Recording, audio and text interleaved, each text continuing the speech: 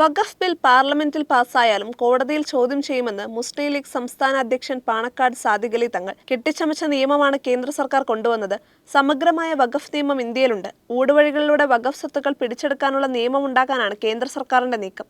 ഇത് രാജ്യത്തെ ന്യൂനപക്ഷ വിഭാഗങ്ങളെ ബാധിക്കുന്നതാണെന്നും സാദിഖ് അലി തങ്ങളും മുസ്ലിം ലീഗ് ദേശീയ ജനറൽ സെക്രട്ടറി PK കുഞ്ഞാലിക്കുട്ടിയും പാണക്കാട് നടത്തിയ വാർത്താസമ്മേളനത്തിൽ പറഞ്ഞു. 2013 സച്ചാർ കമ്മിറ്റി റിപ്പോർട്ടിന്റെ അടിസ്ഥാനത്തിൽ രൂപവത്കൃതമായ വഖഫ് നിയമത്തിൽ ഭേദഗതി കൊണ്ടുവരുന്നത് ഗൂഢാലോചനയുടെ ഭാഗമാണ്.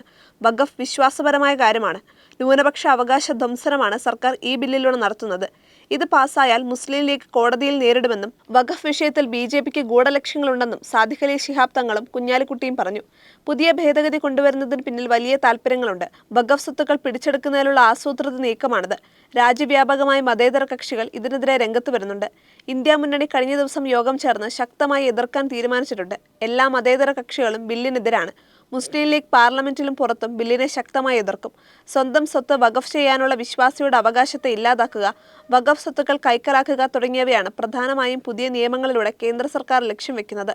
വഖഫ് സംവിധാനത്തെ തന്നെ ഇല്ലാതാക്കുകയും മുതലെടുപ്പ് നടത്തുകയുമാണ് കേന്ദ്ര സർക്കാരിന്റെയും BJPയുടെയും ലക്ഷ്യമെന്നും ഇരുവരും പറഞ്ഞു.